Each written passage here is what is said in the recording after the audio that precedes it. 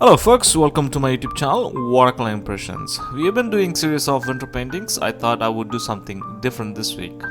This reference was taken when I went to grab lunch in a sunny day, and it's quite a challenging perspective subject. Before we get on to it, hit the subscribe button so you guys can get weekly video updates from our channel. And let's get started, guys. Check the video description to download the drawing template and reference so you guys can follow with me. I always start with the sky. For the sky, I'm using Cobalt Blue, and I want to create a gradient, so I'm having a really thick pigment at the top, and I'm taking water and bringing it down. I'm also using a calligraphy brush, so it also gives a softer, really transitions for me for blending. And when it comes down, I'm going to warm it up a little bit. So I'm going to be using cadmium orange, and you could see I also left some white bits for the signal lights and everything, and I also left some spaces for the building as well. These are the things you have to be aware of, what is the positive shape and negative shape in your painting. And I'm gonna bring all the way to it down, because you can see the blending didn't happen as I intended, but anyway, this is not the painting for the clouds. And as it comes down, I'm going to introduce a little bit of cooler tones there, so that it kind of creates a distance. I also flip the canvas, so when I put a painting there, and so it runs through from bottom to the top. But you can leave it as it is, but it will leave some ugly marks, so it doesn't look good. So make sure if you want to do it. For the cool colors, you can use anything. So I'm using French Ultramarine Blue and Cerulean Blue, or Cobalt Blue also works too, and Cobalt Turquoise also works. But as it's come to the mid-ground, I'm going to be introducing a warmer tone because it's a sunny day. I want to create that warmth. Even though the pigment consistency look darker now, but warmer tones gets drier. For the warmer tone, I'm using yellow ochre. And as it comes to the foreground, I'm going to introduce a little bit of pigment consistency, because what that does is it led us to lead into the painting. But in the foreground, I'm also mixing a little bit of Payne's gray as well, and I'm letting what watercolor does and let it blend as it is. Even though the perspective is a little bit different in my reference, but I changed a little bit because I want to create a really nice composition. And you can see at the right side of the road, I introduced a little bit of Cobalt Blue, because when the snow melts, it creates like a water which reflects on the ground. It also gives a really beautiful details as well. So I'm constantly flipping the canvas so that I don't have to blend with my brush, but so the gravity helps me. So I'm using a little bit of Payne's gray to create that lead-in for us. So once I'm happy with it, now let's start with the foreground element as well. So on the right hand side, I'm using the same thing, but I'm introducing a little bit of yellow ochre and a little bit of white paint in it. And there's going to be a lot of snow deposit, and I'm going to be introducing the lighter tone now, and we can introduce mid-tones and darker tones at the end of the painting. So now I went to the mid-ground building. So that building is going to be a really nice shape to frame in our streetcar or the tram. I'm just adding some pigment shade just to see where it's gonna go. So I'm gonna start with the top of the streetcar. For the streetcar, I'm using cadmium red, and I also leave some white bits here and there because I want to create that shadow detail in the foreground. And for the mid-ground, I want to have that the mid-ground tram, the streetcar, have to be less detailed, so I'm not worried about it, because the foreground elements are really important whenever you paint, because that's going to take us to the painting. So for the mid part of the streetcar, I'm using Payne's gray, but I'm using a lot of water in there, because I'm not going dark now, because I'm going to be adding building pigment slowly, because that's how watercolor works. You start with the light tones, mid tones, and darker tones at the end. Because once you go darker, it's really hard to bring the values back in watercolors. And I start with the background building. For the background building, I want to push as far as I can. In reality, in the reference, you can see the values are a little bit darker and it's coming forward, but I want to create a depth and distance in our painting. I always work with, in a traditional sense, I want to create depth in my painting and a little bit of atmosphere in my paintings. So I combine the midground building and the background building together, but as it comes down, I'm going to be introducing a little bit of darker tone, because that gives a little bit of light impact in our painting. And you can see I want to create the plane, because the plane which is facing us have a darker value, so I'm introducing a little bit of Payne's gray for it. So now this is the important building, so I want to make sure that I get it right, because it helps us to frame the streetcar, as well as which connects the midground and the background as well. So for that, I'm using cadmium orange, and I'm using French Ultramarine blue, Cobalt blue, and everything together, because when it spreads out, it gives a beautiful colors in my buildings. I'm also making sure there's also stairs. It also provides a really nice detail for us. So what I'm doing is, as I always say, I'm flipping the canvas so that what does watercolor does, it blends by itself. Now what I'm going to do that, I'm going to treat this as a single shape, and I'll bring back the highlights later.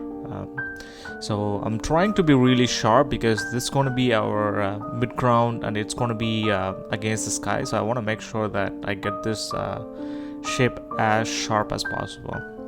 And there's also highlight happening where the midground building is, so I'm going to leave white bits for it. And I'm going to throw a little bit of Payne's gray here and there to get some darker pigment on it. So there is a building behind it, and I'm just making up stuff now, but like for that I'm just using a little bit of white paint in my paint, and I just did it so that it kind of looks good against the sky. And there's also a detail, there's like a little bit of stairs which is in front of the midground building, so I want to shape it and make sure that, you know, it frames our streetcar. And I'm just trying to blend my get some highlights from the streetcar, so I'm using clean water to get rid of some of the painting from the streetcar. So now I jumped onto the building which is on the right hand side, and I want to connect the background to this building. For that I'm using Payne's gray and a little bit of cadmium orange in it, and this is the shape which is in the foreground, which also helps us to lead into the painting. So I did that as well. So now there's a person who was riding the bicycle. I thought it would be a nice like a composition element in our foreground element, so I kind of added it. Even though you could see in the reference he is like away from the streetcar, so I thought like it will be nice to so that he's close to the streetcar, so it gives a little bit of shadow from the streetcar as well. So I thought I lost the painting, but once I started adding the shadows, the whole painting came alive. So you will see in a second, like once we start adding the shadows, you know, everything will come in place. And there's also like a pole which is in the midground building, so that will help us to have some Canadian flag there. And now I'm taking yellow ochre and a little bit of cadmium yellow in it, and I'm adding the street signal signs in there. And wherever I see it, you know, I also throw some colors, you know, at the background as well. There's also some signals at the background as well too.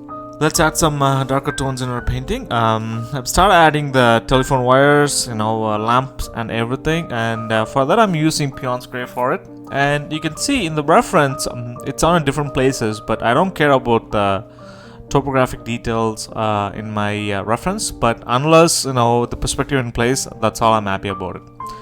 And you can also use a small brush to add small details, because in reality, in real world, things get smaller as it go away from us. So I'm using a small brush for it, and since I have a little bit of white paint in it, and I also add that as well. And I'm adding details for the person in the foreground. Then I jumped on to the foreground, because the foreground looks really empty now, so let's jump on and add some details there. For the darker tones I used French Ultramarine blue and Payne's gray. French Ultramarine blue and Payne's gray to get the bluer details in there. For the snow, what I do is usually add Cobalt blue and a little bit of Winsor violet in it, and I also put some water here and there to get the loose edges as well. And you can see in the foreground I kept it really like abstract, because once we add the shadows and once we have the contrast, the viewer's eye goes to the cyclist and the streetcar, and that's all our painting is about. So I'm going to be focusing on that. So I started adding people using a darker tone using Payne's gray, and you could see I added 1% darker and 1% lighter so that it kind of creates a contrast for the people as well. So I also added like 2 people on the left hand side as well, and I also going to make 1 darker and 1 lighter, or else I'll make 1 warmer and 1 cooler. For the faces, for the people, you could use cadmium orange with a little bit of raw amber in it and a little bit of white paint in it as well, and you can keep going as well. So now let's focus on the streetcar. Let's add some details for the windows. So for the windows, I'm kind of using Payne's gray, and I'm adding a little bit of French Ultramarine blue at the back, but like as it goes in the front, I'm not going to add anything else. And I'm just going to keep get as dark as possible. And I'm also taking a clean brush and putting some water and taking some highlights here and there, because that also creates a little bit of reflections from the sky and things around us. So on the right hand side, because it's not in the sunlight, I want to get rid of that whiteness in the painting. So I'm using yellow ochre and dirt in my palette, and I'm using white paint in it. And I also want to show the 3D look, the roundness in my streetcar. So now I want to add the details at the top of the streetcar. So there is 4 separation in the streetcar, so I added it using Payne's gray. And there is also the sky reflecting on the streetcar as well. So I'm going to be using Cobalt Blue and white paint in it. So that kind of gives a little bit of a really good detail for a foreground element. And I'm not even painting this as fast as you guys see now, because I sped up the video at least 4 times or 3 times in different sections. So now I jumped on to the mid-tone and the darker tone of the streetcar. For the darker tones, I usually use cadmium red and a little bit of French Ultramarine blue, and sometimes I use Winsor violet just to have color variations. Because since the focal point is the cyclist and our streetcar, so I want to spend more details, getting the details there so that the viewer eyes go there. And I also want to create that roundness of the shape at the back of my streetcar as well. And in order to get rid of any painting from watercolor painting, you just need some water, put some water there, and use a clean brush or use a tissue paper to do it. So this is the important part. So let's add some shadows for the streetcar. For the shadows, I use Payne's gray and a little bit of French Ultramarine blue, because I want to cool my shadows because there is a warmer road. So I thought it will give a little bit of complementary for our shadows. And you could also use a warmer shadows as well. And if I would have done it one more time, I would have used a little bit of raw amber or burnt amber in my shadows. And even though there is no shadow in the foreground, I thought of like creating a shadow. Thus, that will like create like a little bit of lead-in for us to get into the painting. As soon as we add that, you could see the whole like adding a light and shadow brings the whole painting alive already. And you could see it. I also sprayed some water, and I want to make sure to do watercolor dust to blend by itself. And I'm just putting some darker pigment exactly at the bottom, and I sprayed some water here and there to get some textures for the shadows. And there's also you can see in any watercolor painting, in any ground shadows, you could see there is like a mid-tone, there is a darker tone where the object sits. So that's what I did. I used a darker pigment of Payne's gray where exactly the streetcar meets the ground, and I added that as well. So I'm going to be building up this pigment until I'm happy with the shadows, but I want to make sure the shadows in the foreground and the midground reads pretty good than the rest of the painting. And it's a matter of adding some details. So to add the wires and stuff like that, I use a rigger brush or a pinstripe brush. This will give like really nice lines, thin lines, because I tried using different brushes, that didn't give any good edges for me, but this provided a good edges for my painting. So I'll just like build it. I also create some perspective lines using telephone wires, because that also helps us to create some depth in our painting. So now I'm adding the flag, the good old Canadian flag. So for the flags I'm using cadmium red, and I left the middle part now, and I'm going to be adding a little bit of white paint in it. So there's also light at the back of our streetcar, the red light. So I'm using pure pigment of red in the brush, and I'm adding that as well.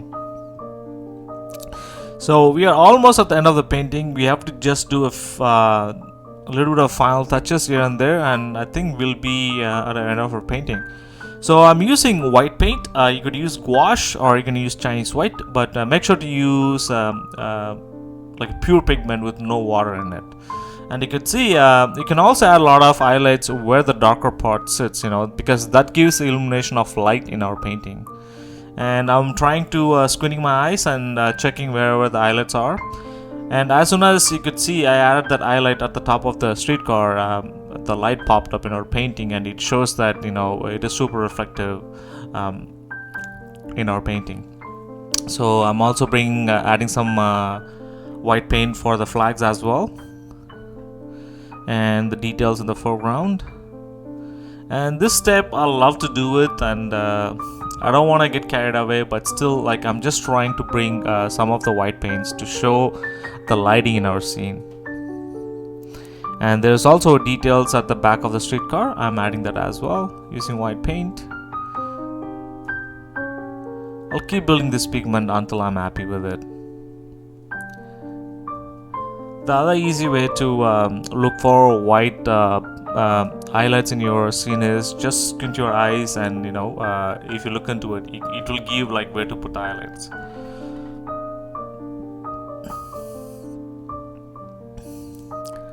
I think this is the last bit I'm gonna add. As I was saying in the beginning of the painting, when the snow melts and it goes on the ground, and it creates this water reflection from the sky, and I thought it would be a nice detail to add, and it also shows a little bit of depth and perspective in our scene. For this I was using Cobalt Blue and white paint in it, so that it gives a lighter value of our painting. And I'm also adding a darker pigment where the platform meets the ground.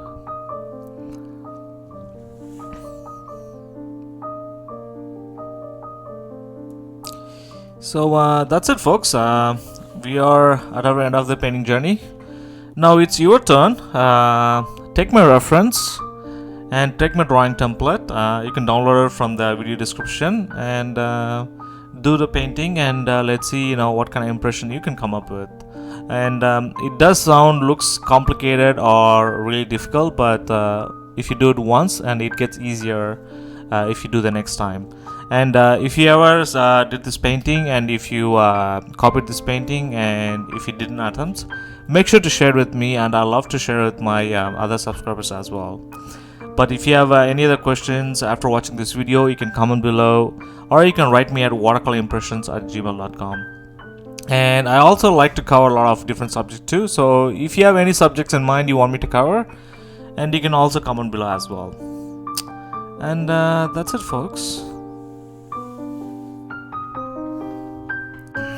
I'm gonna say the exact same thing in every video tutorial I say. Thanks for watching this video tutorial and following with me.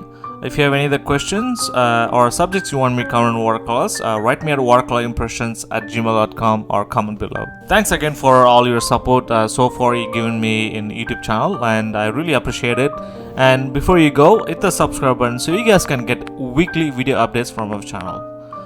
And good luck with your painting, folks.